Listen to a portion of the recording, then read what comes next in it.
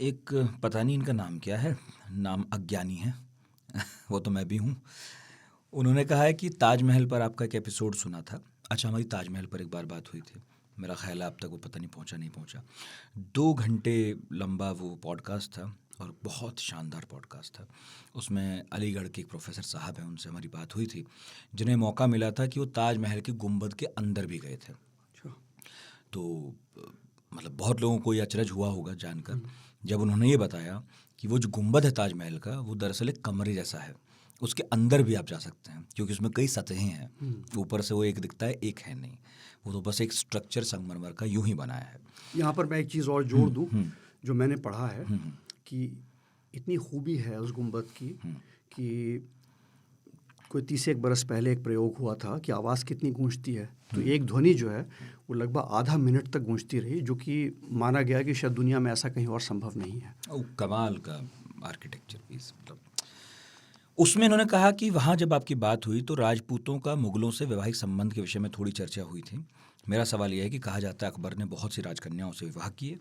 इसमें अकबर की मर्जी थी या राजपूत घराने खुद संबंध स्थापित करने का प्रयत्न करते थे?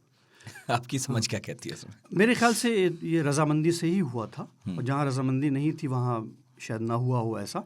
लेकिन ये एक ख़ानदानी रिश्ता बनाने की कोशिश थी, और जब ख़ानदानी रिश्ता बन जाता है तो एक वफ़ादारी का रिश्ता भी बन जाता है। तो मुझे लगता है अकबर की एक कोशिश थी कि ये 2 ख़ानदान अगर एक हो जाएं तो सल्तनत मजबूत होती है। ये तो पुराना खेल है। मतलब हम एक बार सिकंदर पर एक ऑडियो डॉक्यूमेंट्री बना रहे थे, उसमें मैंने पढ़ा, मतलब ऐसे तो बहुत हैं, उदाहरण दे रहा हूँ मात्र, क्योंकि वो 326 ईसा पूर्व की बात है कि उसमें सिकंदर जब जीतते हुए निकलते हैं तो जब एक देश को जीत लेते हैं तो वहाँ भी शादी कर लेते हैं। इनफैक्ट उनके आसपास के लोग कहते हैं कि ऐसा क्यों कर रहे हैं आप, भाई आपका रक्त देखिए कितना शुद्ध है और आप यहाँ शादी कर रहे हैं। तो उसके पीछे लेकिन ये कहा गया कि उनकी समझ ये थी कि वो वहाँ की राजकुमारी से यदि शादी करेंगे तो वहाँ के जो लोग हैं, स्थानीय लोग हैं, उनका दिल जीत लेंगे, क्योंकि तलवार के दम पर आप कब तक किसी को चुप रखेंगे। तो ये शादियाँ तो खैर होती रहीं लगातार। इसमें मैं एक आध सवाल और जोड़ रहा था।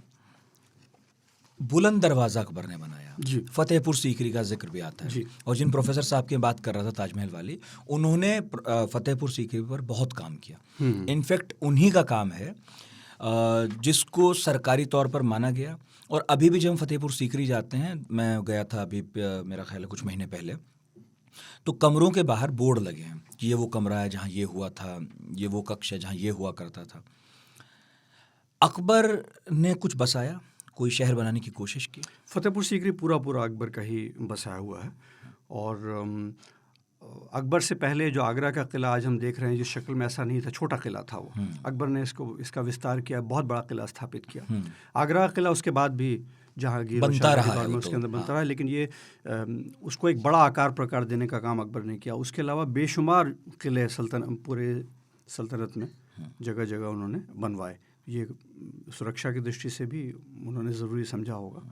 लेकिन क्या शाहजहां जैसा विज़न था उनका ये सब इमारतें बनवाने में, जैसा उनका था बाग, बाबर ने बाग बनवाए? हाँ बिल्कुल, हर बादशाह की अपनी खूबियाँ होती हैं। इनकी खूबी ये थी कि वास्तुकला में इनकी रुचि थी। आप फतेहपुर सीकरी की वास्तुकला को देखें तो वो एक अलग अलग धाराओं के सामंजस्य का नमूना है। गुजरात की धारा भी हुई और हिंदुस्तान से बाहर की धारा हुई, सबके आपको असरात आपको उस पर दिखेंगे। और फिर ये कि जो चित्रकला थी उस तरफ बहुत रुचि थी। तो आप उसमें देखें कि नन्हा हो, मिस्कीन हो, और बहुत सारे नाम आते हैं जो इससे लगता है कि यहीं के, बहुत सारे ऐसे नाम आते हैं लगता है कि ये यहीं के, इसी मिट्टी के लोग हैं जिनको अकबर ने शाही तस्वीर खाने में जगह दी। और कुछ उस्ताद ज़रूर ईरान से आए, शुरुआती उस्ताद ईरान से आए, जब हुमायूं लौटे वहाँ से उन्होंने तस्वीर खाना बनाया। उसके बाद बहुत सारे चित्रकार यहाँ से जुड़े। तो चित्रकला जो है वो बहुत बड़ा, मैं मानूंगा कि वो बहुत बड़ी उपलब्धि थी उस दौर की, अकबर की। उसके बाद तो मेरा ख्याल है मोहम्मद शाह रंगीला के समय के चित्र मिलते हैं जो उससे ज़्यादा रंगीन है। नवाब राय साहब ने इस पर ध्यान दिलाया, हमें लिख के भेजा कि उन्होंने वहाँ एक इबादत खाना भी बनवाया था जहाँ अलग अलग धर्म के लोग अपने धर्म के बारे में बताते थे। तो वो चाहते हैं कि थोड़ा सा, यदि आपने इसके बारे में पढ़ा लिखा जी। हो, ढूंढा हो, तो जी। थोड़ा विस्तार से बताएं। जी जी जी। और अब इसके बाद हम दीन इलाही पर चलेंगे। बहुत लोगों का सवाल। वो इबादत खाना जो है सही मायने में वो अकबर की जो ख्वाहिश थी कि अलग अलग धाराओं के लोग, और एक चित्रकला है का एक नमूना मिलता है, एक तस्वीर मिलती है जिसमें अकबर बैठे हैं, अबुल फजल बैठे हैं और ईसाई पादरी बैठे हैं। तो ज़ाहिर बात हो रही है और वो इबादत माना जाता है कि इबादत खाने में सब लोग बैठे हैं, तो धर्म के बारे में बात हो रही है। तो अकबर की कोशिश थी कि अलग अलग धाराओं के लोग एक मंच पर आकर एक दूसरे को समझें। वो अकबर को बहुत ज़रूरी लगता था और अकबर की अपनी ख्वाहिश थी कि वो भी उन लोगों को समझें।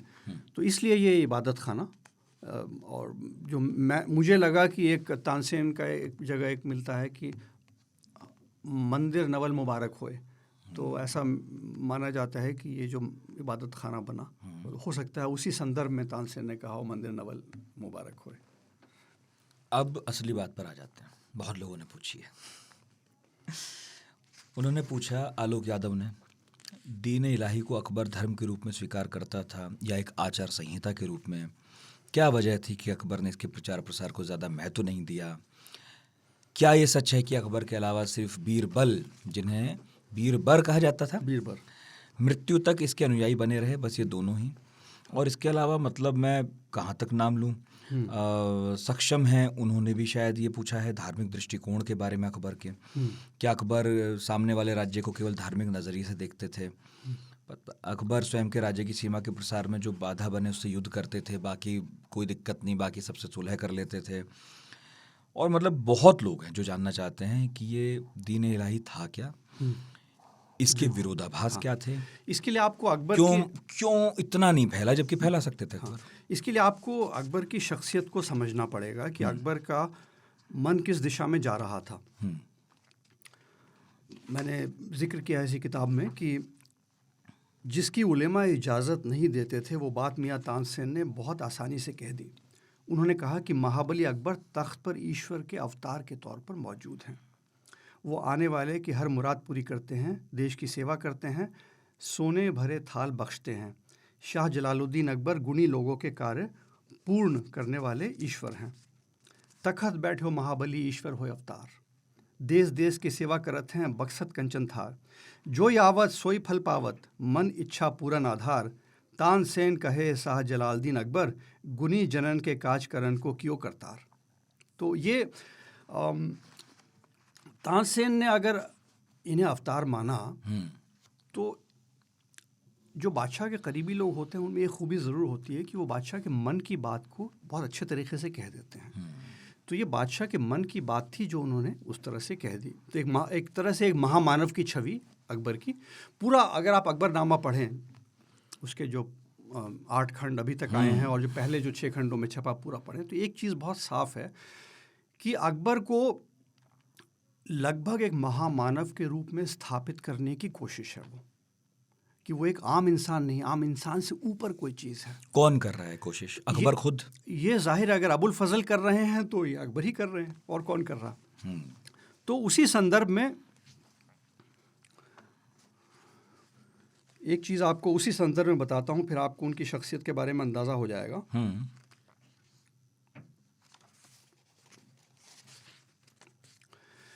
अब बादशाह सलामत के करिश्मों का जिक्र होने लगा। उनके मुरीद शेख अबुल फजल ने लिखा, महज उनकी अक़ल के नूर से या उनकी मुक़द्दस यानी पवित्र सांस से कई लोगों को वो एहसास हासिल होता जो दूसरे रूहानी लोग 40 दिन के रोज़े और इबादत से नहीं कर पाते। सन्यासी, जोगी, सेवड़ा, कलंदर और सूफ़ी जैसे दुनिया छोड़ने वाले लोग और बड़ी तादाद में फ़ौजी, कारोबारी और काश्तकार जैसे दुनियावी काम में लगे लोगों की रोज़ाना आंखें खुल जाती थीं। तुर्क और फ़ारसी, नौजवान और बूढ़े, दोस्त और अजनबी, दूर के और पास के, चाहते हैं कि हज़रत बादशाह के नाम की कस्में खाएं ताकि अपनी सारी मुश्किलों को हल कर सकें और ख्वाहिशें पूरी होने पर इबादत में झुक जाएं। दूर बैठे लोग खुफिया तरीक़े से कस्में खाते हैं और तारीफ़ करते हुए ज़िंदगी गुजारते हैं, लेकिन जब हज़रत बादशाह किसी सूबे के हालात को ठीक करने, किसी सल्तनत पर कब्ज़ा करने या शिकार करने के लिए दरबार छोड़ते हैं, तो कोई गांव या शहर नहीं जहां से आदमी और औरत की भीड़ नहीं आती ज़बान पर दुआएं लिए, अपना सर ज़मीन पर झुकाए, मुराद पूरी होने की तारीफ़ या रूहानी मदद पाने के ऐलान करते हुए।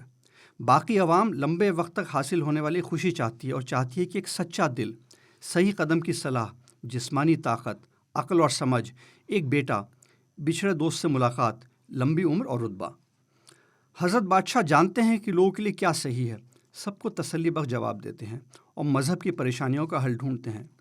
एक दिन भी ऐसा नहीं गुजरता जब लोग उनसे पानी नहीं फूंकवाते। खुदा ने तकदीर में क्या लिखा है ये समझते हुए अब वो अपने मुबारक हाथों में पानी लेकर मांगने वाले की मुराद पूरी करते हैं। इस इलाही तिलिस्म से कई लोग ठीक हुए हैं जिनकी बीमारी को बहुत नामी हकीमों ने लाइलाज बताया था। तो ऐसे में आप देखें कि दीन इलाही क्या चीज़ है। मुझे ऐसा लगता है कि एक तरह के रूहानी पेशवा, यानी रूहानियत की ऊंची मंजिल पर कोई व्यक्ति बैठा है, वो अपने शिष्यों से कह रहा है कि इस सिलसिले में शामिल हो जाओ। वो इससे ज़्यादा खुल के नहीं कह रहा क्योंकि उसे उलेमा का भी खौफ है कि वो क्या कहेंगे। तो वो बस इस तरह से जैसे कोई सिलसिला है कि मेरे ये विचार हैं, तुम इसमें शामिल हो जाओ। लेकिन खूबी ये है कि इतना बड़ा बादशाह, इतनी बड़ी सल्तनत, कुल मुट्ठी भर लोग शामिल हुए, यानी किसी के साथ ज़बरदस्ती नहीं की गई। राजा मानसिंह कितने करीबी हैं ये हमने देख लिया। अकबर की इच्छा थी कि जिसे फर्जंद बोलते हैं, जो इतना बड़ा मनसबदार है, वो शामिल हो दीन इलाही में। तो मानसिंह ने कहा मैं समझ नहीं पा रहा, मैं हिंदू धर्म को जानता हूँ, इस्लाम को जानता हूँ, ये क्या है मैं नहीं जानता। तो अकबर ने कभी ज़ोर नहीं दिया। अच्छा, ये अकबर की शख्सियत की खूबी थी कि कभी ज़ोर नहीं दिया।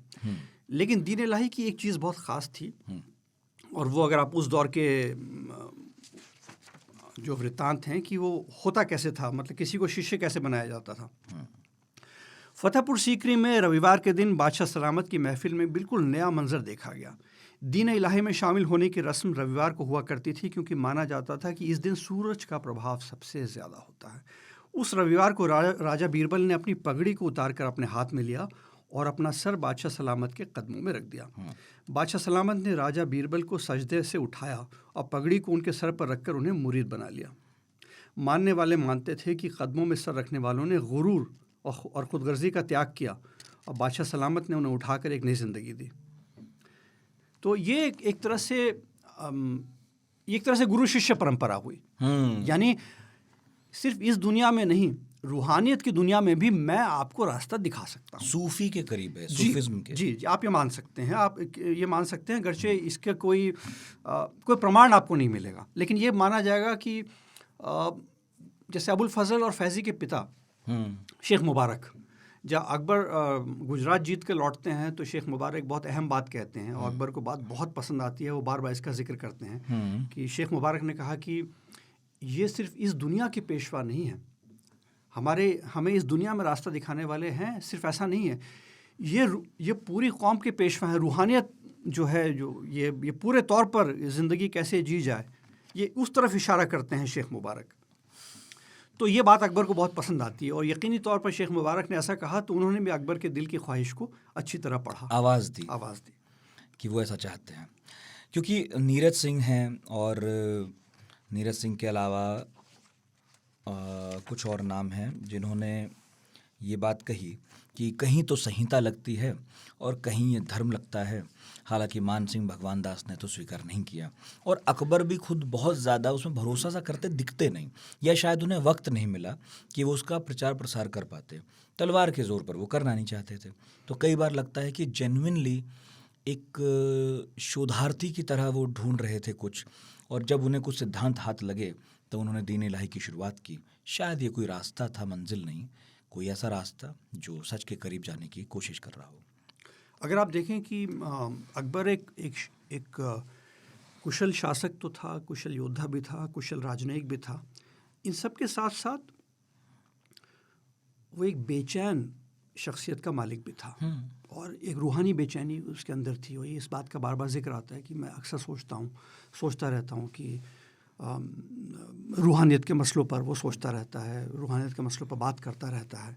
और कई ऐसे मौके आते हैं जब एक तरह का जो हालत अजीब जिसका मैंने जिक्र किया है, एक अजीब सी हालत उस पर तारी हो जाती है। वो क्या हुआ? वो कहना मुश्किल है कि क्या हुआ था, लेकिन संभव है आज के दौर में अगर वो होते और मुआयना होता तो लोग कह सकते थे ये एक तरह का बाइपोलर डिसऑर्डर भी हो सकता है। घटना क्या थी? लेकिन घटना ये थी कि सल्तनत की सरहद पर एक बहुत बड़ा शिकार, उस शिकार को कमरगाह कहा जाता था, यानी बहुत बड़े इलाके को घेर दिया जाता था पूरी तरह से। 50,000 सैनिकों ने उस इलाके को घेर दिया, फिर धीरे धीरे करके उस घेरे को कसा जाता था ताकि जानवर धीरे धीरे पास आते जाएं। और जब वो बहुत कस जाता था और सारे जानवर एक छोटे इलाके में इकट्ठा हो जाते थे तो शिकार होता था।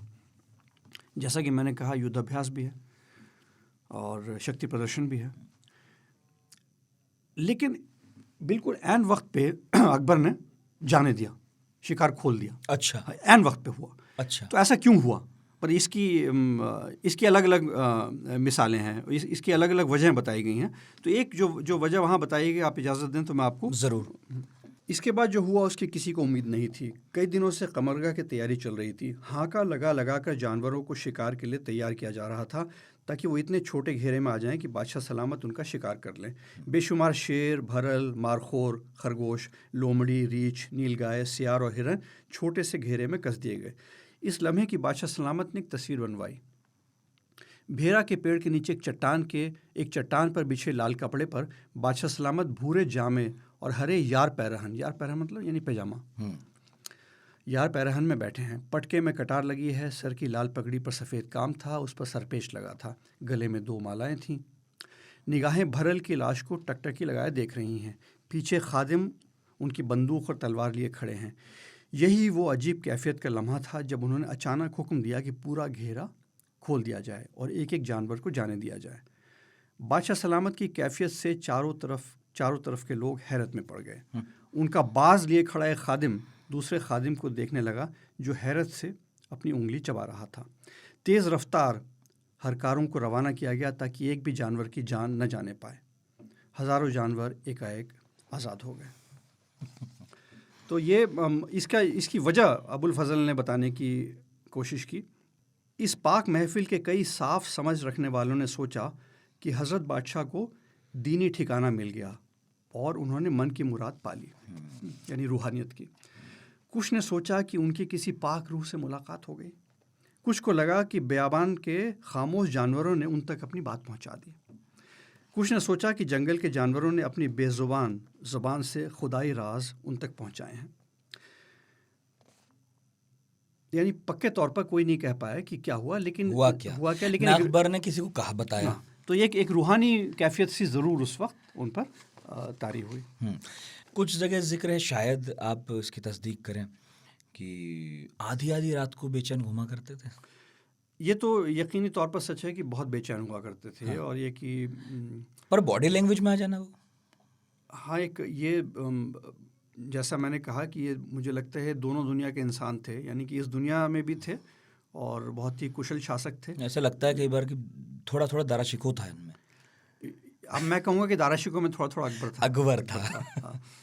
तो बल्कि जिस तरह से उनके पूरे आप कार्यकलापों को देखें, खाने पीने के बारे में भी अगर देखें, तो ये कि अबुल फजल का कहना है कि 24 घंटे में एक बार ही खाते थे। अच्छा, हाँ, ये भी जिक्र आया है। और उनका खाना किस तरह से बनता था उसका भी काफ़ी लंबा जिक्र है। और आप 2 वक्त अगर दें, मैं आपको थोड़ा सा हाँ प्लीज़, ये क्यों नहीं सुनूंगा मैं खाने पीने वाला आदमी हूँ, देखूँ कितने सादगी से खाते थे। वैसे ही जिक्र औरंगज़ेब को लेकर भी मिलता है कि बड़े सादे थे, चाहे खाने में हो चाहे पहनने में हो। रोज़ की तरह मीर बकावल की निगरानी में बादशाह सलामत का खाना बना। बकावल मतलब जिसकी जिम्मेदारी हो खाना बनाने की, उसकी निगरानी करने की। खाने में यमुना, चिनाब और बारिश का पानी इस्तेमाल होता था और उसमें थोड़ा गंगा जल भी मिलाया जाता था। पानी बादशाह सलामत हमेशा गंगा का ही पीते थे। भरोसेमंद लोग नदी किनारे से पूरी एहतियात के साथ पानी खींचते और बर्तन में बंद करके भेज देते। खाना जब बनता तो शामियाना तान दिया जाता ताकि लोगों की नज़र से दूर रहे, जहर ना मिलाया जाए। ये सब बल्कि बाबर के वक्त में भी हुआ। वो तो बहुत हुआ, बाबर के साथ हुआ। यहाँ एक कदम आगे कि कोई बुरी नज़र से देख न ले खाने को, वो भी टोट के भी। तो जब खाना निकाला जाता तो खाना बनाने वाला अपनी आस्तीन ऊपर चढ़ाकर अपने कपड़ों को संभाल कर अपने नाक और मुंह को ढक लेते। रोज़ की तरह रसोइये बकावल और फिर मीर बकावल के चखने के बाद, यानी 3 लोगों ने चखा के बाद खाना सोने, चांदी, तांबे और चीनी के बर्तन में डाला गया। सोने चांदी के बर्तन को लाल कपड़े में और तांबे और चीनी के बर्तन को सफ़ेद कपड़े में बांधा गया। हर बर्तन पर मीर बकावल ने मोहर लगाई और खाने का नाम लिखा। एक कागज़ पर बर्तन और खाने की पूरी फहरिस्त लिखकर खाने के साथ अंदर भेज दी गई। इसी तरह से रोटी, दही, अचार, ताज़ा अदरक, नींबू और हरी सब्जियां भी भेजी गई।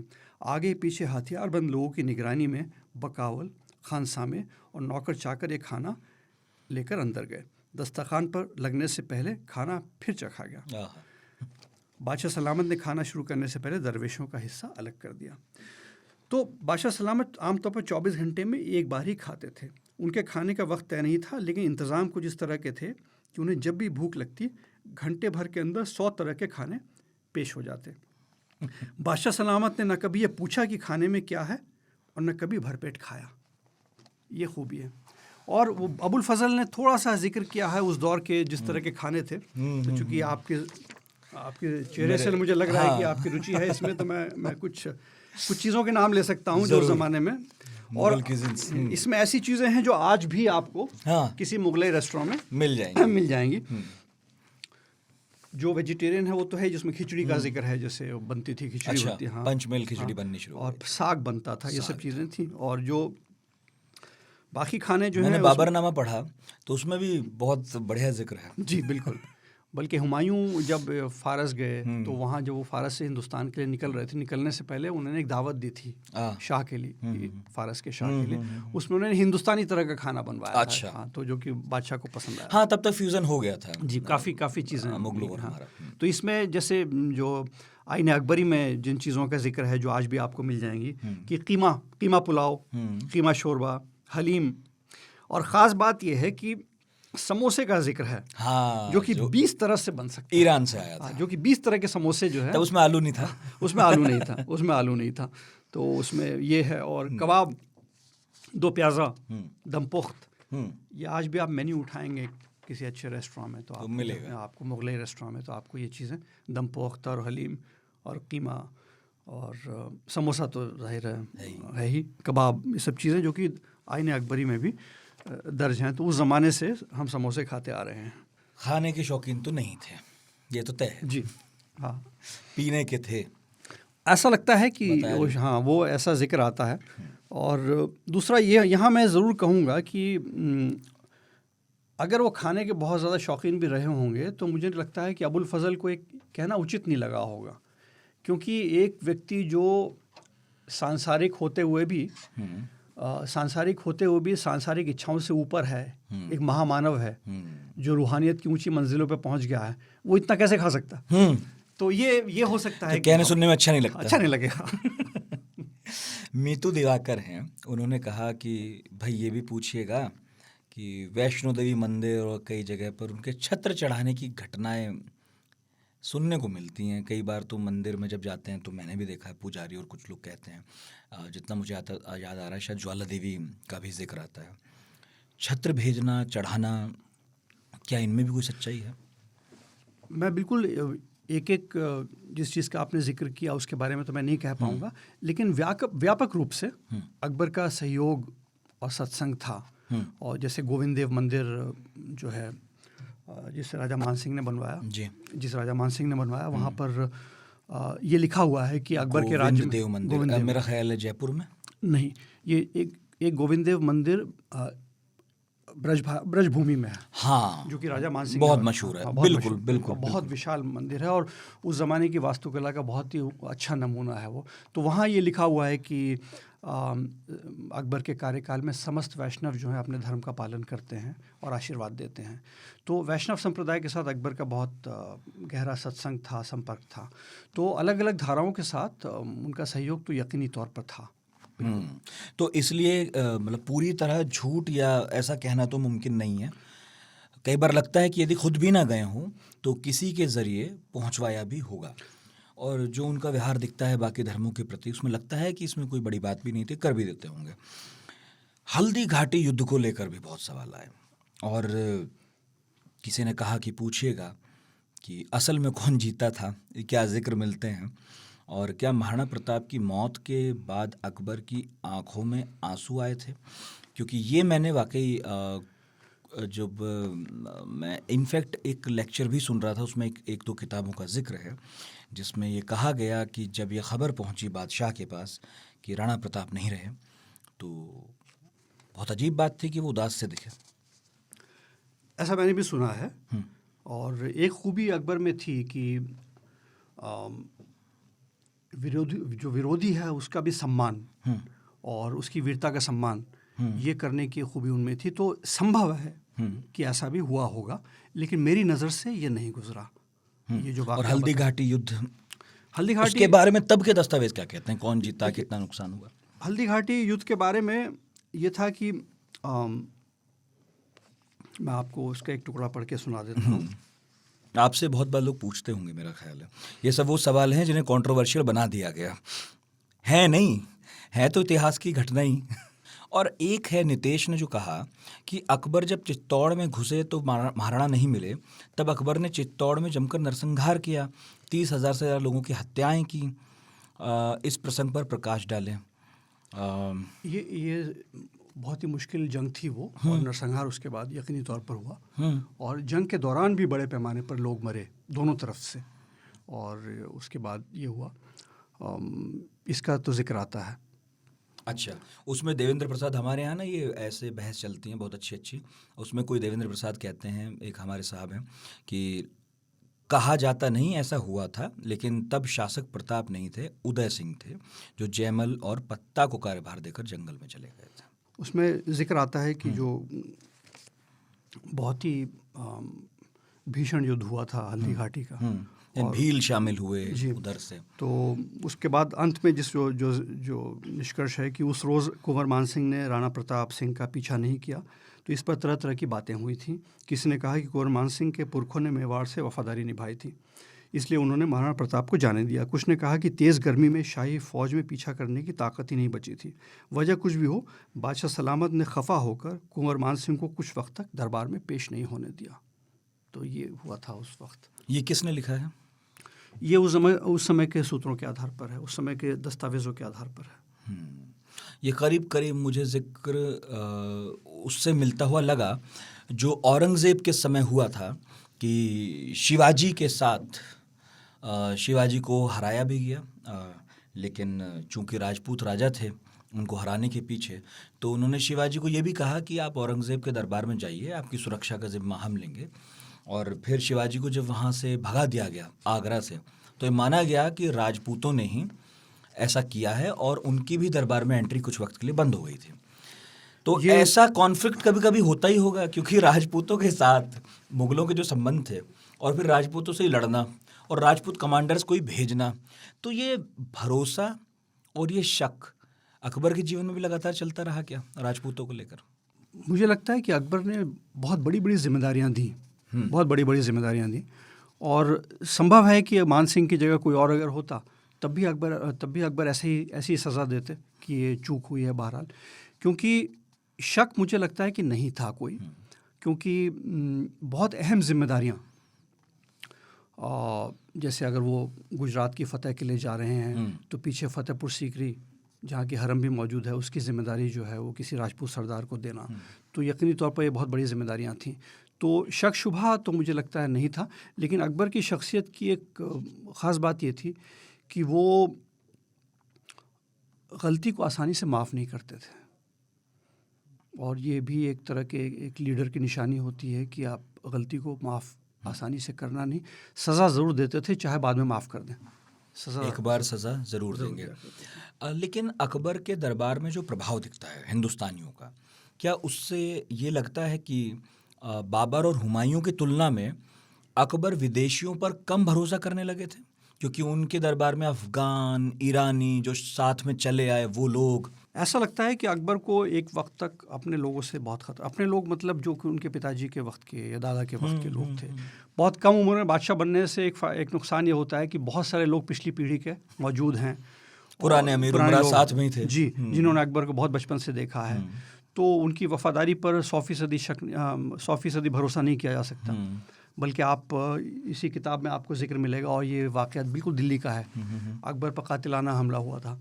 वो क्या वाक़या? वो वाक़या ये है कि आप पुराना किला से अगर बाहर निकलेंगे और रेड लाइट पार करेंगे, ट्रैफिक लाइट जो उस वक्त नहीं थी, तो सामने एक खैरुल मनाजिल है, महामंगा का मदरसा है, महामंगा ने बनवाया था।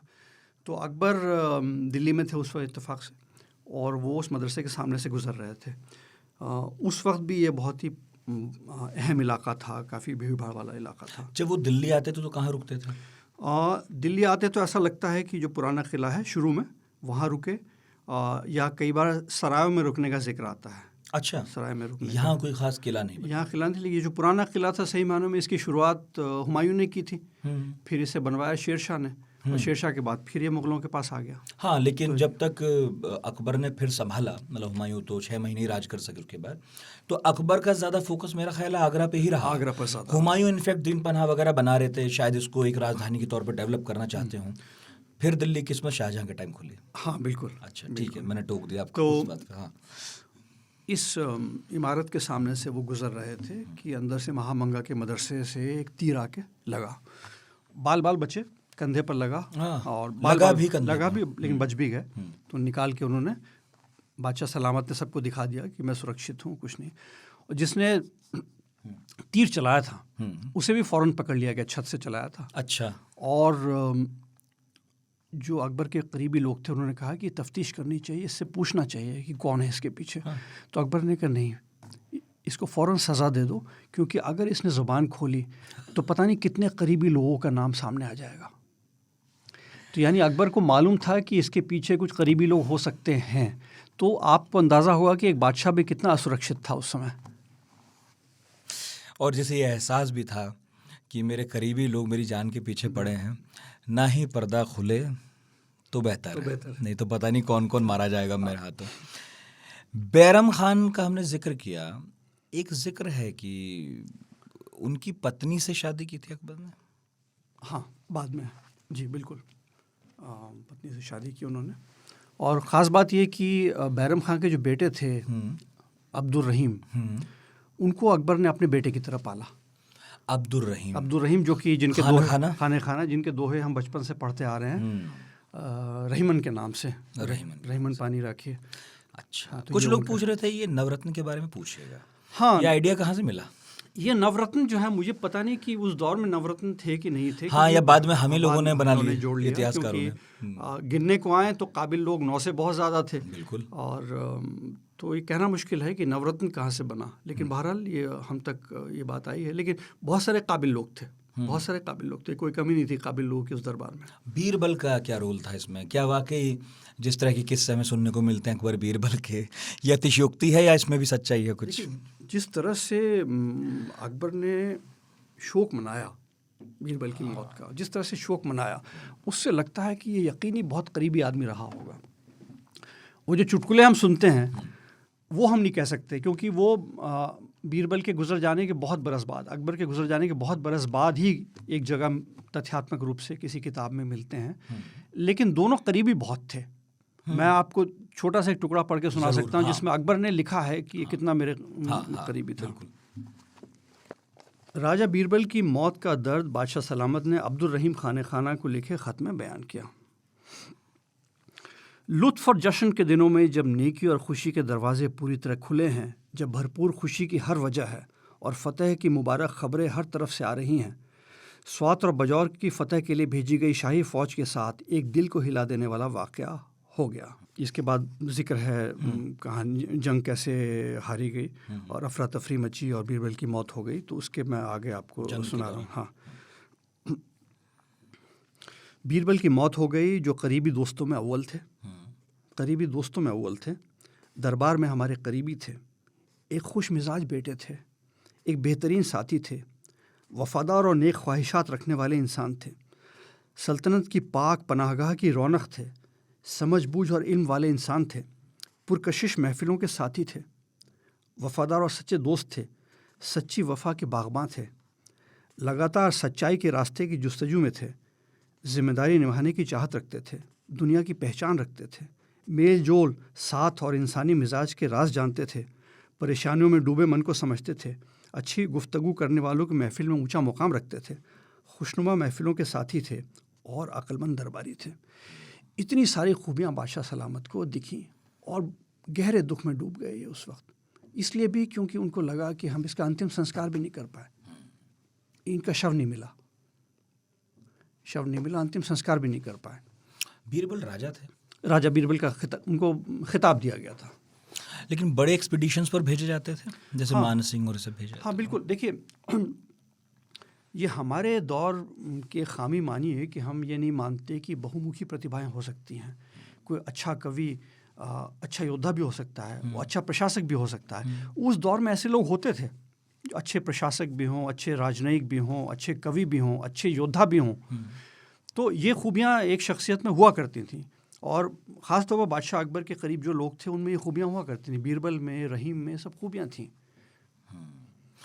टोडरमल का जिक्र भी आता है। हाँ, टोडरमल भी यकीनी तौर पर उनका जो समझ थी उनकी रेवेन्यू के मामलात की, और जिसको टोडरमल का बंदोबस्त कहा जाता है, तो उन्होंने तो कई व्यवस्थाएं दी, व्यवस्थाएं इनफैक्ट अंग्रेजों के काल तक भी चलती रही। जी बिल्कुल। मेरा ख्याल है उसमें एक दो अभी भी जिंदा हो गए। बिल्कुल। मुल्ला दो प्याजा में क्या खूबी थी? मैंने सुना प्याज बहुत खाते थे इसलिए नाम रख दिया था। मुल्ला दो प्याजा जो है, ये नाम उस दौर के दस्तावेजों में मिलता नहीं है। मिलता भी नहीं है। तो लेकिन कुछ लोगों का मानना है कि शायद ये मुल्ला अब्दुल कादिर बदायूनी जो कि अकबर के विरोधी थे, शायद उनका ढका छुपा नाम हो। लेकिन मुल्ला दो प्याजा उस दौर में कोई थे, इसकी मिसाल नहीं मिलती। अच्छा, अकबर के हरम का हस्तक्षेप कितना रहता था फिर भी अकबर के फैसलों में? जैसा बाद में उनके बेटे जहांगीर के दौर में नूरजहां का हस्तक्षेप भी दिखता है, इनफैक्ट शाहजहां के दौर में उनकी बेटियों का दिखता है, और औरंगज़ेब भी हरम से आने वाली सलाहों का बहुत उल्लंघन करते नहीं थे, मान लेते थे। अकबर पर महिलाओं का प्रभाव पूछ रहा हूँ एक तरह से। देखिए, जिस तरह से सल्तनत के अंदर और दरबार के अंदर सब लोग बादशाह के सामने झुकते थे, बिना किसी अपवाद के, दरबार में चाहे वो उम्र से बड़ा हो, रुतबे में बड़ा हो, रिश्ते में बड़ा हो, हर व्यक्ति बादशाह के सामने झुकेगा। उसी तरह से बादशाह अपनी माँ के सामने झुकता था, केवल अपनी माँ के सामने था। ये इतना रुतबा था माँ का कि उनकी बात को मानना ही पड़ता था। जैसे पूरा दरबार और पूरी सल्तनत अकबर की बात को मानती थी, तो अकबर को अपनी माँ की बात को मानना पड़ता था। और जो और महिलाएं थीं वहाँ हरम की, उनकी बातों को बहुत ध्यान से, गौर से सुना जाता था। लेकिन माँ की बात को मानना तो एक तरह से अनिवार्य ही माना जाता था। और बाद में जहांगीर के दौर में तो नूरजहां का जो प्रभाव हुआ वो तो सभी जानते हैं। सिक्कों पर नूरजहां का नाम आने लगा। जी। अकबर से जुड़े अब 2-3 सवाल और मेरे पास बचे हैं, और उसके बाद इस पॉडकास्ट को ख़त्म करेंगे। काफ़ी लंबा भी हो गया और काफ़ी इंटरेस्टिंग भी, और सवाल बहुत सारे बचे भी हैं। एक सवाल जो आखिर में पूछूंगा जो जोरबा चौधरी ने भी कहा और कई लोगों ने पूछा, सिद्धार्थ शाक्य ने भी, कि अकबर महान क्यों थे, क्यों कहा जाता है। लेकिन क्या अकबर उतने प्रिविलेज्ड थे कि वो उन सवालों पर गौर कर सके जो उनके पहले के और बाद के बादशाहों ने नहीं किया, जिनमें धर्म भी एक था और भी कई ऐसी बातें जो दुनियावी नहीं थी? क्या वो उनकी तुलना में ज़्यादा सुरक्षित वर्तमान था उनका? मुझे नहीं लगता कि उनका वर्तमान सुरक्षित था। बादशाह कभी भी सुरक्षित नहीं था। क्या चैलेंज? तो हर वक्त खतरा, आसपास से खतरा, दूर से खतरा, सरहद पार से खतरा, लगातार चिंता रहती थी कि कहाँ से क्या हो जाए। इसलिए बहुत चौकन्ना रहना पड़ता था। कतई ज़रूरी नहीं था कि वो रूहानियत के मसलों पर बात करते या उस पर परेशान होते, लेकिन ये मुझे लगता है ये उनकी शख्सियत का बिल्कुल निजी पहलू था। रूहानियत के 2 पक्ष थे। एक तो उनको लगता था कि मेरी सल्तनत में जितनी भी धाराएं हैं, सामाजिक सामंजस्य के लिए उनका एक मंच पर आना बहुत ज़रूरी है। उनका एक साथ रहना, एक दूसरे को समझना बहुत ज़रूरी है। उन्होंने कुछ अनुवाद वगैरह, जिसे अनुवाद महाभारत का करवाया, जी बिल्कुल, जी महाभारत, सुलह कुल की नीति की सब लोग मिल के रहें। ये तो शासक के तौर पर भी उनको लगता था ये ज़रूरी है सामाजिक समरसता के लिए। लेकिन एक रूहानियत उन्हें निजी तौर पर भी परेशान करती थी। मतलब आप तो कम से कम ये मानते हैं कि वो डिप्लोमेटिकली सब कुछ नहीं कर रहे थे, वो जेन्युइन भी एक सीकर थे। जी बिल्कुल बिल्कुल। तो जैसे उन्होंने अगर ईसाई पादरियों को बुलाया तो एक तो ये था कि वो पुर्तगाली ताकत को समझना चाहते थे, लेकिन दिल में ख्वाहिश भी थी कि इस धर्म की गहराई में जाएं या इनके और मौलवियों के बीच वार्तालाप हो। तो रूहानी जुस्तजू वो उस शख्स के दिमाग की एक खूबी थी, वो हर एक को नसीब नहीं होती। वो क्यों और कैसे एक शख्स में आ जाती है, दूसरे में नहीं होती, अगले बादशाह में नहीं होती, पिछले बादशाह में नहीं थी, जागीर में कुछ नहीं दिखता। तो वो ये एक बात है जिसका कोई जवाब नहीं, इसका कोई जवाब नहीं। लेकिन अनुवाद कराना, बाहर से विद्वानों को बुलाना, दरबार में जगह देना, उनसे बहस करना और काफ़ी लंबे वक्त तक बहस करते रहना और फिर उन्हें सम्मान देना, पैसा रुपया, और फिर उन्हें ठीक से विदाई भी दी। बिल्कुल। तो ये उनमें दिखता है। कई सवाल, एक चीज़ बस आखिर में आपको एक बता दूं कि जाहिर है वो फ़ारसी और तुर्की, घर के अंदर तुर्की बोलते थे और फ़ारसी दरबार की ज़बान थी, ब्रज भाषा बहुत अच्छी तरह बोलते थे। और एक दोहा है उनका ही कि उससे दुख जाहिर होता है कि जब इंसान लंबे वक्त तक शासन करता है तो साथ के लोग चले जाते हैं दुनिया से। तो एक नाम है इसमें पीथल, पृथ्वीराज राठौर इनके बहुत करीबी थे दरबारी।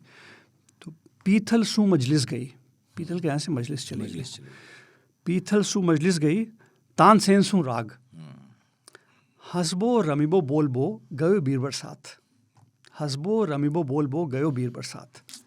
ये दुख झलकता है, जिससे लगता है कि बहुत ही संवेदनशील इंसान था। मतलब शासक के लिए एक दरबारी और दूसरे दरबारी में क्या फ़र्क है, अगर एक जाएगा तो उसकी जगह कोई दूसरा आ सकता है, रिप्लेसमेंट हो गया। लेकिन ये एक बहुत संवेदनशील व्यक्ति था जो दिल से महसूस करता था, दर्द को महसूस करता था। और अंत में अकेले हो गए थे। अंत में अकेलापन, जाहिर सी बात है, बिल्कुल अकेलापन था, बहुत ज़्यादा अकेलापन था। क्योंकि जिनके साथ बचपन से रहे और जिनके साथ जवानी गुजारी, वो धीरे धीरे विदा लेने लगे। बेटे की बगावत भी एक मसला रहा। बेटे की बगावत भी हुई।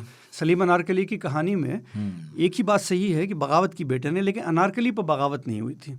बगावत तो चूँकि शहजादे की ख्वाहिश थी कि वो जिसे तख्त की जंग कहते हैं, वो एक तरह से वो भी एक शक्ति प्रदर्शन होता है। शहजादा भी जाहिर करना चाहता है कि वो दावेदार है और वो कुशल दावेदार है। तो वो उस समय वो बगावत के कई कारण थे, लेकिन वो सारे कारण राजनीतिक थे।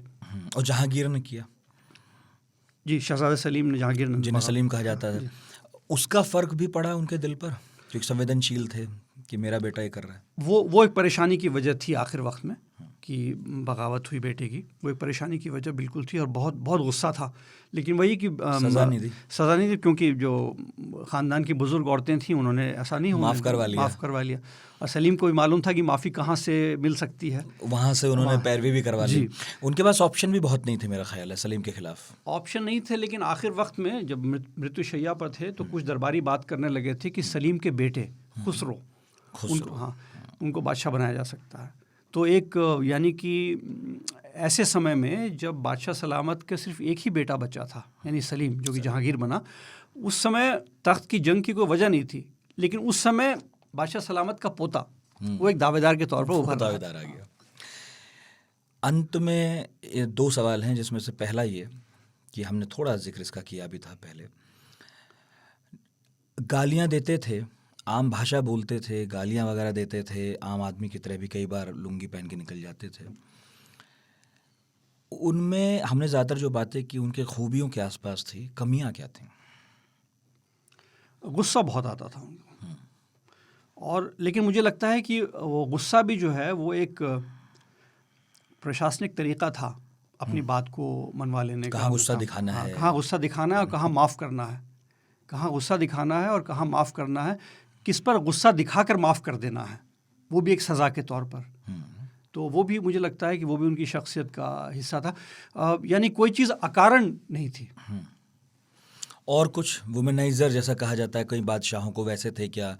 मोहम्मद शाह रंगीला पर बहुत तोहमत लगती हैं। शाहजहाँ के लिए कहा जाता है कि बहुत ज़्यादा खर्चीले थे, ऐसा कुछ? ऐसी कोई खामी मुझे अकबर में नहीं दिखी। लेकिन कुछ लोग कहते हैं कि मोटे तौर पर यही कहा जाता है कि गुस्सा अगर कम होता, और बहुत बहुत ज़्यादा गुस्सा किया करते थे। मुझे लगता है कि ये उस दौर की ज़रूरत थी। मैं ये नहीं कहूँगा कि आज किसी भी प्रशासक को मैं ये राय नहीं दूंगा कि उस तरह से गुस्सा करें या वैसे सज़ा दें, लेकिन उस दौर में अकबर को वो सही लगता होगा। और बहुत ही मुश्किल दौर में शासन किया अकबर ने, और एक जंग जो वो ज़िंदगी भर लड़ते रहे, मुझे लगता है कि उनको जो रूढ़िवाद होता है धर्म का, उससे वो विचलित होते थे और उसके बारे में उनके जो विचार थे वो कट्टरपंथियों से बहुत अलग थे, रूढ़िवादियों से बहुत अलग थे। प्रोग्रेसिव थे? क्योंकि एक आध घटना ऐसी दिखती है जिसमें वो समलैंगिकता के विरोधी दिखते हैं और एक आध घटना ऐसी दिखती है जिसमें वो सती प्रथा के भी विरोधी दिखते हैं। देखिए, किसी भी व्यक्ति को आपको उस दौर के मापदंड पे देखना पड़ेगा। तो उस दौर के लिहाज से मुझे लगता है अकबर यकीनी तौर पर बहुत ज़्यादा प्रोग्रेसिव थे। वो 2 घटनाएं भी बता दीजिए और 2 एक गालियाँ भी बता दीजिए गुस्से में जो देते थे। हाँ, वो गाली तो मैं परहेज़ करूँगा उससे, लेकिन ये वही वाक़या है जबकि 2 ख़ानदान जिनसे अकबर दूध के रिश्ते से जुड़े हैं उनके बीच कत्लेआम हो जाता है और एक व्यक्ति मारा जाता है जो कि दूध के रिश्ते से एक तरह से पिता का दर्जा है। अकबर की नज़र में उसका कत्ल हो जाता है और जो कातिल है वो उसी दूध के रिश्ते से भाई है। तो समझ नहीं आता अकबर को क्या करे। और उस वक्त मुझे लगता है इंसान जब बहुत विचलित होता है ना, तो वो अपनी ज़बान में बोलने लगता है, जो उसकी अपनी ज़बान जो दिल के करीब होती है, तब उसे वो हिंदुस्तानी ज़बान में गाली देता है उसको, जो कि इस उपन्यास में भी है। हरामखोर हरामज़ादा तो बोलते थे? ये मैं कह नहीं सकता, लेकिन जो गाली दर्ज है, हाँ, जो गाली दर्ज है, जो एक तो बड़ी प्यारी सी है, वो तो बता ही दीजिए आप। कौन सी?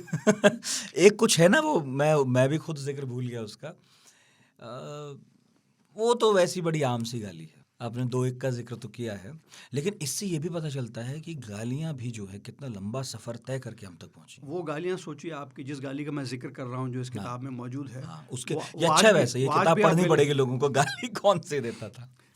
आज भी आप वो गाली सुन सकते हैं। हाँ, वो गाली आज भी मौजूद है। हाँ। तो मेरे लिए उसकी अहमियत सिर्फ इसलिए है और किसी और वजह से मैंने उसको शामिल नहीं किया, सिर्फ एक वजह से शामिल किया, क्योंकि जो अकबर का तनाव था वो इस बात से जाहिर होता है कि उसने बिल्कुल जो भाषा उसके दिल के सबसे ज़्यादा करीब थी, यानी हिंदुस्तानी भाषा, उसका इस्तेमाल किया और उसमें भी उस हिंदुस्तानी गाली। हिंदुस्तानी कब बोलते थे वो? तो ज़्यादातर तुर्की और फ़ारसी में काम करते थे। हाँ, लेकिन जो कि उनका आम लोगों से बहुत करीब का ताल्लुक़ था और अकबर के बड़ी तादाद में दरबारी थे, वो ब्रजभाषा जानते थे। क्या उर्दू उसी दौर में पैदा होनी शुरू हो गई थी? ज़ाहिर है उर्दू जो नाम है वो तो ज़रा बाद में आया। लेकिन जो प्रचलित ज़बान थी उस समय जहाँ अकबर मौजूद थे आगरा में, तो ब्रजभाषा जो है वो एक तरह की प्रचलित भाषा थी और सांस्कृतिक रूप से, धार्मिक रूप से ब्रजभाषा का बहुत महत्व था, बहुत अहमियत थी। तो वो अकबर ब्रजभाषा अच्छी तरह जानते समझते थे और लिखते भी थे उसमें। आपने इस किताब में कोशिश की कि वैसी ही भाषा का प्रयोग हो जैसे उस वक्त चलती होगी, लेकिन आपने अपनी किताब में लिखा कि उपन्यास है। इसे इतिहास कैसे माने और प्रामाणिक कैसे माने? हाँ, ये इतिहास पर आधारित उपन्यास है और उसकी वजह है। अब इसमें कैसे ढूंढे कोई कि कितना उपन्यास है, कितना इतिहास है? हाँ, ये बात सही है। देखिए, इतिहास तथ्यों को दर्ज करता है, इतिहास मनस्थिति को दर्ज नहीं करता। अकबर ने बहुत बड़ा फैसला लिया जिससे उलेमा बहुत नाराज़ हुए। महज़रनामा जो या खुतबा पढ़ना, उन्होंने कहा मैं खुतबा पढ़ूंगा मस्जिद में, जिससे उलेमा बहुत नाराज़ हुए। हाँ, क्योंकि तो उनका विशेषाधिकार था, खुतबा तो हम पढ़ेंगे। तो वो एक कदम या दीन इलाही, ये तो वो है जो दर्ज है इतिहास में, जो दुनिया ने देखा। लेकिन मेरा मानना है कि कोई भी बड़ी घटना जब होती है दुनिया में, उससे पहले एक बहुत लंबा जहनी सफ़र, एक मन के अंदर एक बड़ी यात्रा होती है इंसान की, उसके बाद वो वहाँ तक पहुँचता है जहाँ बहुत बड़ा कदम उठाता है। तो अकबर सोच क्या रहे थे, उनके दिल में क्या गुजर रहा था? तो जो मनस्थिति है वो कल्पना है, तथ्य जो है वो ऐतिहासिक है। तो आपने मनस्थिति को टटोलने की कोशिश की, बिल्कुल, कि उसका व्यवहार क्या रहा होगा, क्या सोच रहा होगा। कमाल देखिए कि अभी जब हम बात कर रहे हैं ना, तब तक सवाल आ रहे हैं। अभी स्वप्निल जोगलेकर का सवाल आया और वहाँ वो कह रहे हैं कि क्या अकबर कैसा दिखता था, इसके बारे में क्या विश्वस्त जानकारी है? तस्वीरों में आकर्षक दिखता है लेकिन स्थूलकाय शरीर वाला है क्या, अकबर बीरबल कथा में मिलता है। तो उन्हें पता नहीं, हमने इस पर बात कर ली, उन्हें अच्छा लगेगा जानकर। एक सवाल अभी और आया जी, गुजरात पर आक्रमण जो किया अकबर ने, कह रहे थे कि उसकी चर्चा भी थोड़ी सी कर लीजिएगा प्लीज़। वो आप उस समय के जो साधन थे उस लिहाज से देखिए कि 9 दिन में फतेहपुर सीकरी से गुजरात का सफ़र, 9 दिन में, जो अपने आप का रिकॉर्ड माना जाता है। हाँ, बिल्कुल। तो उसको युद्ध की दृष्टि से बहुत बड़ा अहम युद्ध माना जाता है। वो जो मुहिम है कि 9 दिन में और बहुत थोड़े से लोगों को लेकर वो कूच कर जाता है, और वहाँ उसके एक कोका हैं जो कि सूबेदार हैं वहाँ, वो फंस जाते हैं, उनको घेर लिया जाता है, और कोका यानी जिस महिला ने दूध पिलाया है अकबर को, उनके बेटे यानी भाई, वो फंस गए हैं। अब क्या करें? तो अंगा जिन्होंने कि दूध पिलाया है वो आके कहती हैं कि मेरे बेटे को बचाओ किसी तरह से। तो ये कूच करते हैं, और ये सफ़र सीकरी से गुजरात का 9 दिन में। यकीन नहीं होता उन लोगों को कि ऐसा हो गया। विरोधी पक्ष जो है वो चौकन्ना हो जाता है कि ये हुआ कैसे हो सकता है। वो क्या कहते हैं आजकल, ब्रदर फ्रॉम अनदर मदर, ऐसा कुछ है। जी जी, उसके लिए भी फॉस्टर ब्रदर, हाँ, वो संवेदनशील था। और आखिर में जो मैं सवाल पूछने वाला हूँ उससे पहले यदि आपको जोड़ना चाहें, जो आपने चाहा हो कि ये बात तो ज़रूर पता होनी चाहिए लोगों को। मेरी ख्वाहिश थी खाने के बारे में बताने की, वो आपने पूछ ही लिया। अच्छा। और एक बात देखिए, इस इंसान की जो बहुमुखी प्रतिभा है वो जाहिर होती है। एक ख़ास मुहिम थी पटना की। हाँ, पटना की जो मुहिम है वो उस पर आप थोड़ा सा, इनफैक्ट मुझे सबे भूमि गोपाल की वो भी पूछना था। हाँ, बड़ा सुंदर। वो एक जगह है अटक। तो जब कुछ सरदारों को वहाँ जाने से एतराज़ हुआ कि राजपूत सरदारों को कि हम वो जगह ऐसी जगह दूर पड़ती है और हम नहीं जाएंगे वहाँ। तो वो जगह अटक जगह का नाम ही अटक है। तो अकबर ने एक दोहा लिख के भेजा था कि सबे भूमि गोपाल की, जामे अटक कहाँ, जाके मन में अटक है वही अटक रहा। तो ये आज तक हम लोग इसका प्रयोग कर लेते हैं। सबे भूमि गोपाल की। और गोपाल शब्द का जो प्रयोग है ये दिखाता है कि ये आगरे में या अवध के आसपास रहने वाला ही व्यक्ति कह सकते हैं। बिल्कुल, जिसका ब्रज भाषा से भी जुड़ाव था और ज़मीन से जुड़ाव था, ज़मीन के लोगों से जुड़ाव था। तो मतलब जो मैंने उपन्यास के प्राकथन में लिखा भी है कि हम अगर अकबर के काल में आम इंसान होते तो भी हम उसे देख लेते, क्योंकि इतना व्यापक सत्संग था।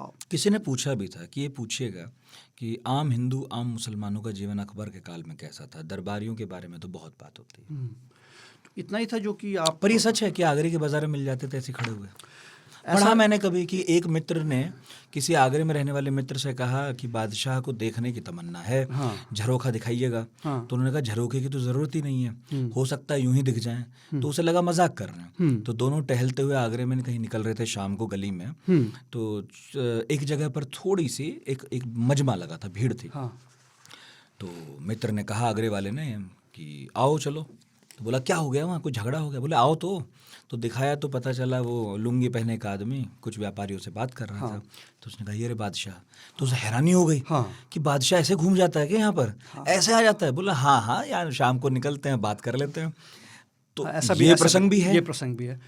और उस समय जब जैसे एक कवि हैं, कवि थे उस दौर के और कारोबारी भी थे, बनारसी दास, जिनका जिक्र बनारसी दास। तो जब अकबर की मौत होती है तो ये लड़कपन था इनका, सीढ़ी पर बैठे हुए थे, मौत की खबर आती है तो गिर जाते हैं सीढ़ी से, बेहोश हो जाते हैं। यानी एक बड़ी तादाद थी लोगों की जिन्होंने अकबर के अलावा किसी और बादशाह को देखा ही नहीं था, किसी के बारे में सोचा ही नहीं था। सच बात है। तो 50 साल इतना जुड़ाव था लोगों का। और उसमें उन्होंने जिक्र किया है कि जब बीमारी की खबर आई तो लोगों ने अपने पैसे ज़मीन में गाड़ दिए। पैसे वाले लोगों ने पुराने कपड़े पहनने शुरू कर दिए। केओस होगा, लूटपाट मचेगी। तो वो जो अकबर के काल में हमें कोई हमलावर नहीं दिखता जो दिल्ली आगरे को लूटता हो, है ना शेरशाह जैसा कोई शासक दिखता है जिसने थोड़े वक्त के लिए ही सही पर तख्ता पलट कर दिया हो। जिस तरह से अकबर का ना भाइयों का झगड़ा दिख रहा है, बिल्कुल नहीं। जो सैन्य प्रदर्शन और शक्ति प्रदर्शन था वो अंदर और बाहर दोनों तरह के लोगों के लिए था कि आप ये जान लें कि आपका मुकाबला अगर होगा तो एक बहुत ही शक्तिशाली बादशाह से होगा। तो इसलिए किसी की कोई विद्रोह नहीं है, खास है विद्रोह, लेकिन वो राजधानियों से तो परे परे है। हाँ, कोई ऐसा विद्रोह नहीं जिससे खतरा हो। 2-3 बार ऐसा लगा कि बहुत मजबूत विद्रोह हो सकता है, खासतौर पर सौतेले भाई जो थे और भी कई। और हैरत की बात है कि सारे विद्रोह अगर आप गौर करें, जो बड़े विद्रोह थे जो वाकई ख़तरनाक थे, ये वो लोग थे जिनका ख़ानदान से बड़ा पुराना ताल्लुक़ था। जो हुमायूं, बाबर, नए वाले नहीं थे इसमें। नए वाले नहीं थे, पुराने ही लोग थे जिनका ख़ानदान से बड़ा गहरा ताल्लुक़ था, सही, रिश्तेदार थे वो थे। हाँ, आप कुछ और भी बता रहे थे। तो उसी तरह से ये जो संवत 1662 ये बनारसी दास ने लिखा है, ये 1662 संवत। आयो कार्तिक पावस नठा, छत्रपति अकबर शाही जलाल, नगर आगरे कीनो काल, मतलब गुजर गया वो। आई खबर जौनपुर महा, प्रजा अनाथ भई बिनुना, प्रजा ने अनाथ के तौर पे महसूस किया अपने आप को। जौनपुर का जिक्र है इसमें। हाँ, जौनपुर में उस समय बनारसी दास जौनपुर में थे। और मैं हैरान था इस बात पर कि किन्हीं एक साहब ने, जिनका अब मैं नाम भूल गया, ये कहा था कि मैं पूछूं कि अकबर का जौनपुर से क्या संबंध रहा। ऐसा कुछ खास संबंध था क्या? ये जौनपुर तो जाहिर है सल्तनत का हिस्सा ही था, और अकबर के एक दो सिपह सालार थे बहुत अहम, जिनका ताल्लुक उस तरफ से था, जो मुहिम की, जिनकी जौनपुर की तरफ की मुहिम बहुत अहम रही है, कई उनकी, तो वो ताल्लुक है। लेकिन जाहिर है सल्तनत का हिस्सा था ये। उस दौर में कौन से शहर ज़्यादा इम्पोर्टेंट थे? आगरा और दिल्ली तो जाहिर है सबसे ज़्यादा, और लाहौर भी था। आगरा और दिल्ली, लाहौर तीन बहुत, और सीकरी। सीकरी, हालांकि सीकरी अकबर ने छोड़ दिया बाद में, पानी की कमी के चलते। मैं सीकरी गया था। और इस पर भी अलग अलग राय है कि शायद पानी की किल्लत जो है वो वजह नहीं थी। अच्छा। लेकिन कुछ ऐसी अकबर के मन में जो भी आया हो कि अब मुझे यहाँ नहीं रहना चाहिए, और पहले तो लाहौर चले गए। अच्छा। और शायद लाहौर जाने की वजह रही हो कि सीमा पार से किसी तरह के ख़तरे का अंदेशा था, तो वो था। लेकिन वो ख़तरा जब ख़त्म हो गया तब भी वो सीकरी नहीं लौटे। लेकिन उनकी श्रद्धा तो बहुत थी सीकरी में। श्रद्धा बहुत थी, यकीनी तौर पर। श्रद्धा किस कारण? एक सूफ़ी सिलसिले से ताल्लुक़, और शेख सलीम चिश्ती जिनसे वो बेटा मांगने गए थे, जब मन्नत मांगी थी अकबर नंगे पाँव गए थे। लोग कहते हैं कि नंगे पाँव गए थे, और उन्हें मिला सलीम विद्रोही। वो आज भी है दरगाह, और बड़ी खूबसूरत सफ़ेद संगमरमर की, और ऐसा लगता है कि वही अब वहाँ मुख्य स्थान रह गया है देखने लायक, क्योंकि बाकी सीकरी है बहुत खूबसूरत, लेकिन अभी जो चल रहा है दरगाह ही चलती है, बड़ी अच्छी। सीकरी असल में बहुत ज़माने तक सीकरी वीरान रहा। हाँ, बहुत ज़माने तक वीरान, ऊंचाई पर है काफ़ी। तो अकबर ने जब सीकरी छोड़ दिया तो उसके बाद कोई लंबे वक्त तक शाही ख़ानदान कभी रहा नहीं वहाँ, लंबे वक्त तक। हाँ, तो इस वजह से वो जगह धीरे धीरे उजाड़ हो गई, वीरान हो गई। और अंत में महान थे अकबर। हाँ, उससे पहले मैं पटना का किस्सा सुनाना चाहूँगा। अरे हाँ प्लीज, वो रह गया। जो किस्सा आपको ज़रूरी लग रहा हो, सबसे ज़रूरी मेरा ख्याल है भी वही। सब तो करीब करीब हो ही गए। और ये किताबें कौन कौन सी हैं जो आप, ये मेरे सामने फैली और मेरा मन हो रहा है कि आपसे उधार लूं, जो आप देंगे नहीं। आईने अकबरी लाया था आपको दिखाने के लिए कि इसमें समोसे का जिक्र है। वाह वाह वाह। और ये अनारकली नाटक है जो आज से ठीक 100 बरस पहले लिखा गया था। ये नाम साहब का? सैयद इम्तियाज़ अली ताज। वाह, उर्दू में है ये। उर्दू में है। 100 साल पहले लिखा। 100 साल पहले लिखा, मतलब 1921 के आसपास, अंग्रेजों के वक्त। 22। तो इसका मंचन भी हुआ करता होगा शायद। मंचन जी बहुत हुआ। आज भी होता है। एक तरह से आप देखें तो अनारकली से जुड़ी हुई जितनी कहानियां हैं वो आप लिखित रूप में देखें तो उसका स्रोत इसको ही माना जाएगा। इसको माना जी। जाएगा। और फिर Akbar and his India, Irfan Habib साहब की, जिसके मुख पृष्ठ पर बिल्कुल बहुत शानदार। और ये अकबर, एक चीज़ पूछ रहा था, ये फ़ोटो कहाँ से मिलता है? ये कहाँ है इसका स्रोत? इस तरह की तस्वीरें दुनिया के अलग अलग संग्रहालयों में मौजूद हैं। हाँ, आप इनको वेबसाइट पर जाके भी देख सकते हैं, और आप उनसे इजाज़त लेकर आप इसका अपने तस्वीर में अगर इस्तेमाल करना चाहते हैं किताब में तो वो कर सकते हैं। या अलग अलग संग्रहालयों ने या अलग अलग जगह से किताबें छपी, जिन किताबों में ये, और इनमें बहुत सारी ऐसी हैं जो उस वक्त के लोगों ने ही उकेरा है, जिन्हें हाँ, देख कर ही ये सारी तस्वीरें उस दौर की हैं। ये सब तस्वीरें उसी दौर की हैं। हाँ जी। एक किताब जो अकबर का, यानी मेरे उपन्यास का अंग्रेजी अनुवाद है, जिसमें आप अकबर की छवि देखेंगे। इसमें देखिए ख़ास बात क्या है कि अकबर खड़े हैं ज़मीन पर, संदेश ये है कि नीचे शेर, बाईं तरफ शेर है, हाँ, दाईं तरफ एक गाय, शेर और बछड़ा चैन से बैठे हैं। यानी जो शासन है इसमें हर प्राणी सुखपूर्वक जी रहा है, ये संदेश है इसका। कब आई थी अंग्रेजी में? ये अंग्रेजी में आई है 2021 में। अच्छा, जो अंग्रेजी में पढ़ने का मन हो वो 2021 में आई है, और ये 2016 में हिंदी में आई थी। और ये वो किताब है मुग़ल आज़म के डायलॉग्स की। ऑक्सफोर्ड से छपी है। ऑक्सफोर्ड से वाह, छपी वाह, है, वाह। जिसमें कि जोधाबाई का जिक्र आता है बतौर अकबर की रानी के। इसमें आता है, इसमें- यहाँ से एस्टेब्लिश हो गया। हाँ बिल्कुल। पटना का जिक्र। हाँ। जी। 19वें इलाही सन बमुताबिक 1574 ईस्वी के 4 अगस्त का दिन था जब पटना के लोगों ने ज़मीन हिला देने वाला शोर सुना। बादशाह सलामत बरसात के बावजूद नदी के रास्ते जौनपुर से पटना पहुँचे। जौनपुर की अहमियत ये थी कि जौनपुर से होते हुए पटना पहुँचे। जौनपुर खूब जाते थे। हाँ, जौनपुर की अहमियत इसलिए थी कि अगर मान लीजिए पटना में बगावत हो रही है तो जौनपुर से होकर ही जाएंगे। वाया जौनपुर। बादशाह सलामत बरसात के बावजूद नदी के रास्ते जौनपुर से पटना पहुँचे और मुनीम खान खाने खाना, ये बहुत बड़े मनसबदार थे उस दौर के, और मुनीम खान खाने खाना ने नदी के रास्ते ही 2 कोस आगे जाकर उनका इस्तकबाल किया। बादशाह सलामत के तस्वीर खाने के मुसव्विर मतलब चित्रकार,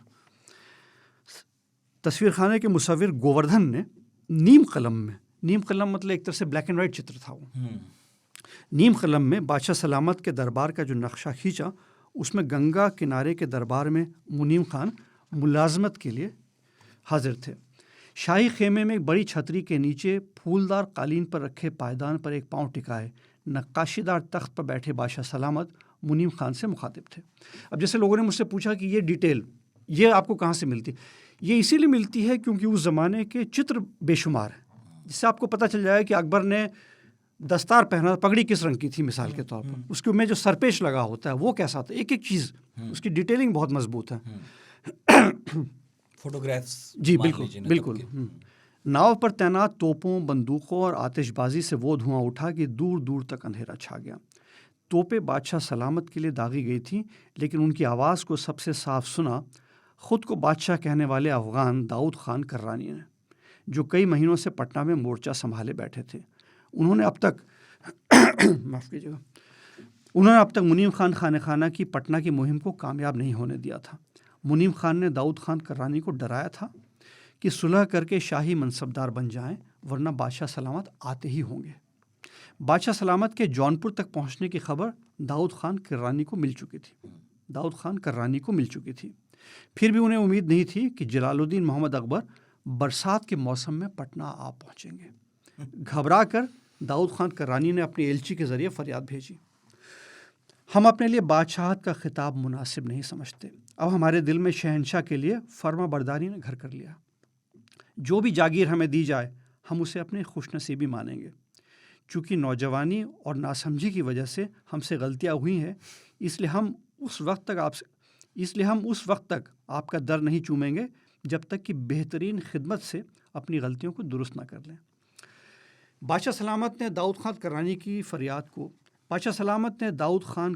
फरियाद को खारिज करके कहा, हम ज़िल्ले इलाही हैं, इसलिए हमें सिर्फ देना है, लेना नहीं। हमें बदला नहीं लेना, माफ़ करना है, बशर्ते कि दाऊद सच्चाई की रोशनी में देखें और हमारे दर पर सर झुकाएं, ताकि हम उनकी तकदीर बदल दें और फना होने से बचा लें। वरना 3 में से कोई एक काम करें ताकि हज़ारों के जान माल का नुकसान होने से बच जाए। पहला, उनकी तरफ से कोई आए और चश्मदीद बने, और हमारी तरफ से कोई उनकी फ़ौज में जाए और पहरेदार बने, ताकि दोनों में से किसी तरफ से भी जंग न हो। फिर हम दोनों मैदान जंग में आएँ और जिन हथियारों से हम वाकिफ़ हैं उनसे लड़ लें, ताकि खुदाई मर्ज़ी से जो हो सल्तनत उसकी हो। अगर उनमें ऐसा करने की हिम्मत ना हो तो अपने किसी फ़ौजी को चुनें जो ताकतवर, बहादुर और जंग लड़ने में माहिर हो। उसके ख़िलाफ़ हम भी अपनी तरह से मजबूत बाजुओं वाले ताकतवर को भेजेंगे। इन दोनों का मुकाबला होगा, दोनों में से जो जीतेगा उसकी फ़ौज की जीत मानी जाएगी। अगर उनकी फ़ौज में कोई शेरदिल मर्द नहीं तो अपने हाथियों में से किसी एक को चुनें। हम भी ऐसा हाथी पेश करेंगे जो आसमान जैसा बुलंद और काफ़ी भारी भरकम होगा। जिसका हाथी जीतेगा, जीत उसकी होगी। बादशाह सलामत की पेशकश से दाऊद खान कर्रानी के हौसले पस्त हो गए। कॉन्फिडेंस की हाइट है। जी बिल्कुल। ऐसे लड़ लो या वैसे लड़ लो, कैसे भी लड़ लो। तो ये आपने जो शुरू में पूछा था कि किसी ने सवाल पूछा कि क्या वो खुद भी लड़ते थे, तो खुद अपनी जान को ख़तरे में वो अक्सर डालते थे। इसलिए ऐसे इंसान से लड़ने में लोगों को बहुत डर लगता था। महान क्यों थे, या थे भी या नहीं? देखिए, महान कहना तो खैर ये हर एक की मर्जी है, आप किसी को महान कहें या ना कहें, मेरा मानना है कि कोई भी व्यक्ति संपूर्ण रूप से महान नहीं होता, हर एक में खूबियाँ होती हैं, खामियाँ होती हैं, इसलिए महान कहने से मैं परहेज़ करता हूँ। लेकिन इनमें महानता के गुण थे यकीनी तौर पर, और जो सबसे बड़ी बात जो इनमें लगती है मुझे, वो अक्ल और नकल की है कि आप पूरी ज़िंदगी में अपने चारों तरफ हर चीज़ को देखें और अक्ल के हिसाब से काम करें, नकल ना करें। जो कोई और कह रहा है, ये जो बुज़ुर्गों ने कहा है, ये ऐसा होता आया है, उस पर ध्यान न दें, अपनी अक्ल से काम करें। तो अक्ल सबसे बड़ी चीज़ है, उसी के मापदंड पे हर चीज़ को तौलें। इस वजह से मुझे लगता है कि उनमें यकीनी तौर पर महानता थी, और ये कि अलग अलग धाराओं को सुनने समझने की सलाहियत थी। तो ये बड़ी बात मैं मानता हूँ। बहुत बहुत शुक्रिया शाजी जी, आप आए, इतनी लंबी बातचीत हुई और इतनी सारी किताबों के साथ आप मौजूद रहे। मेरा ख्याल है आप हर सवाल के लिए तैयार थे। सवाल मेरी ही ओर से शायद थोड़े बहुत कम हुए होंगे, जवाब आपके पास मुझे लगता है सभी सवालों के थे।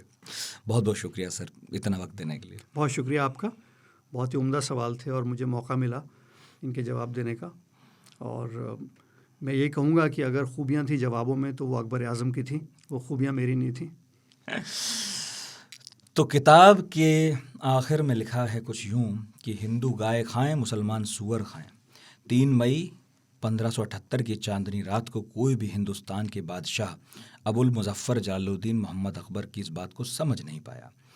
इसीलिए उस वक्त उनकी इस कैफियत को हालते अजीब कहा गया। सत्ता के शीर्ष पर खड़ा ये बादशाह अपनी ज़िंदगी में कभी कोई जंग नहीं हारा, लेकिन अब एक बहुत बड़ी और ताकतवर सत्ता उसके सब्र का इम्तिहान ले रही थी। बादशाह अकबर का संयम टूट रहा था और उनकी ज़िंदगी का सबसे बड़ा संघर्ष शुरू होने को था। संघर्ष दिल में, दिमाग में लेकर अकबर इस दुनिया से गुजर गए, लेकिन अब संघर्ष उनके नाम पर है, उनकी सोच पर, उनकी समझ पर, उनके कृतित्व पर है। महान थे, नहीं थे, विलेन थे, विदेशी थे, हिंदुस्तानी थे, जाने क्या थे। और ऐसे ही ईसाई पादरी ने कहा था, जो शाजी साहब ने भी कहा, कि ना जाने किस दीन में जिए, ना जाने किस दीन में मरे। तो ये प्रश्न केवल उस ईसाई पादरी का ही नहीं है, हम सभी का है, और उत्तर भी हम सभी को खोजना है। जिसकी भी दिलचस्पी अकबर में हो वो उस जवाब को खोजे और हमें लिख भेजे radio@aajtak.com पर।